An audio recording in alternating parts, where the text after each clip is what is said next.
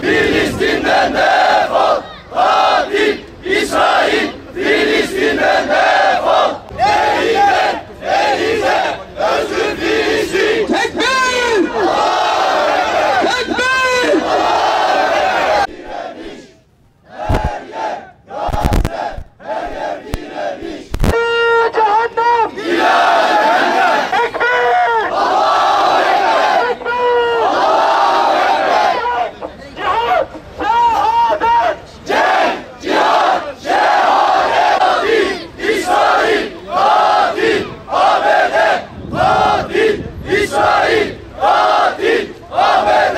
Şehitlerin bedenleri kiloyla tartılarak birbirinden ayırt edildi. Sağlam vücut bulamadıklarından kiloyla her bir insanın bedenini 70 kilo sayarak bu cenazeler birbirinden ayırt edildi. Ya Müslümanlar, biz film seyretmiyoruz. Biz belgesel izlemiyoruz. Bizim şu an izlediklerimiz gerçek, sanal değil. Ümmet şu an eğer bu gerçeklikte yaşayan bu vaka için ayağa kalkmayacaksa ne için ayağa kalkacak? Ümmet bunun için öfkelenmeyecek de ne için öfkelenecek?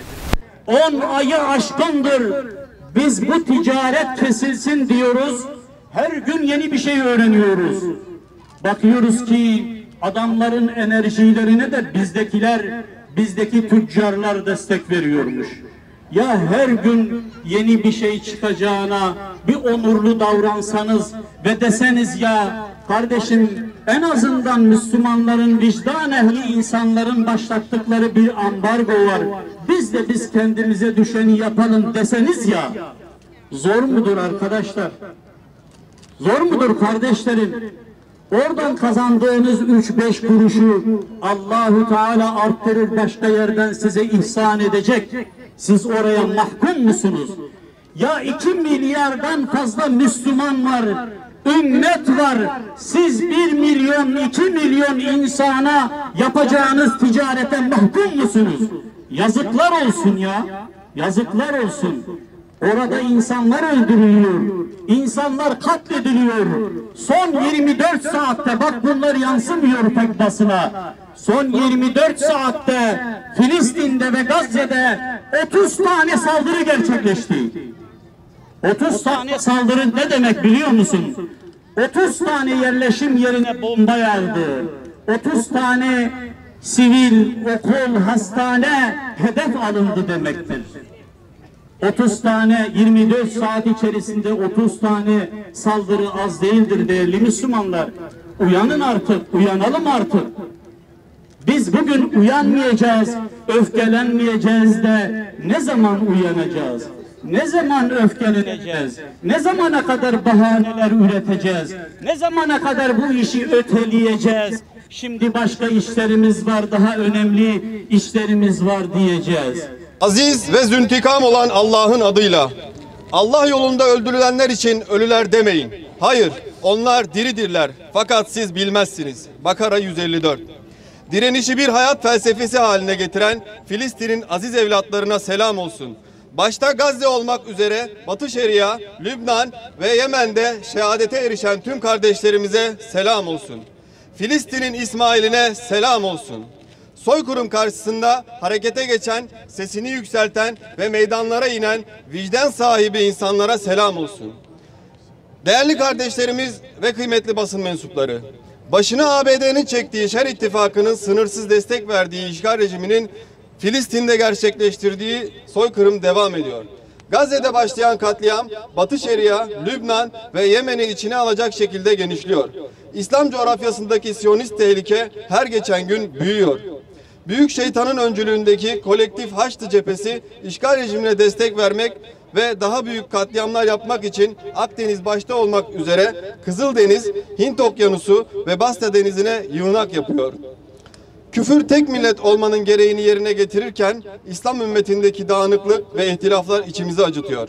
Peygamber Efendimiz sallallahu aleyhi ve sellem komşusu açken kendisi tok yatanı kendilerinden kabul etmezken kardeşlerimiz açlıktan ölmesine, vahşice katledilmesine, namuslarının talan edilmesine seyirci kalan sözde İslam ülkeleri yöneticilerinin duruş ve temennileri içimizi acıtıyor. Aziz İslam Peygamberi sallallahu aleyhi ve sellemin bir vücudun azalarına benzettiği kardeşliğimiz nerede kaldı? Vücudumuzun bir parçası olan gazla can çekişirken neden birlik olup seferber olamıyoruz? Allah'ın lanetlediği kavimle mücadele yöntemi bellidir. Yüce Allah peygamber katili bu kavmi Kur'an-ı Kerim'de bizlere tanıtmıştır. Allah'ın peygamberi sallallahu aleyhi ve sellem de melun kavimle mücadelenin pratiğini nihayeti Hayber olan savaşlar silsilesiyle ortaya koymuştur. Dolayısıyla Siyonistler ancak güçten anlar tezi Peygamber Efendimizin uygulamalarıyla da örtüşmektedir. Bu nedenle direnişin ana arteri Hamas ve diğer direniş grupları ile Filistin dışında Siyonistlere darbe vuran direniş ekseni öncelikle askeri olmak üzere ekonomik ve siyasi olarak desteklenmelidir. 30 Temmuz'da Lübnan'da Fuat Şükür'e, 31 Temmuz'da Tahran'da Hamas lideri İsmail Haniye'ye düzenlenen suikastlerin hedefinde Siyonist ve emperyalist güçlerin Orta Doğu'yu işgal etme planını ve İslam coğrafyasının kalbine bir hançer gibi saplanacak olan arz-ı mev'ud emellerini hayata geçirmek, Nil ile Fırat arasındaki toprakların işgali için Filistin'e komşu ülkeler başta olmak üzere Türkiye, İran ve diğer ülkelerin dizayn edilmesi, bazı ülkelerin parçalanması ve bazı ülkelerde ise yeni kukla rejimlerin kurulması amacı vardır. Bu sebeple İslam ülkeleri Siyonist vahşete ve emperyalist yayılmacılığa karşı acilen yeni askeri ittifaklar yapmak zorundadır. Şehit Haniye'nin de vasiyeti niteliğinde olan konuşmasında belirttiği gibi direniş grupları arasındaki ittifak ve vahdet tüm İslam ümmetini kapsayacak şekilde genişletilmelidir. Değerli kardeşlerimiz, İsmail Haniye'nin şehadetinden sonra İslami Direniş Hareketi Hamas, Yahya Sinvar'ı yeni lider olarak seçti. Ömrünün 23 yılını işgal zindanlarında, kalan kısmını ise mücadele sahasında ve cihat meydanlarında geçiren Sinvar'ın Filistin'deki direnişi zafere ulaştıracağına inanıyoruz. İsmail Haniye'nin şehadetiyle sevinen işgalcilerin Yahya Sinvar'ın liderliğiyle kahrolduklarını da yakinen biliyoruz. Bu vesileyle mücahit lider Sinvar'ı tebrik ediyor ve Yüce Allah'tan kendisini ve temsil ettiği davayı zafere eriştirmesini temenni ediyoruz.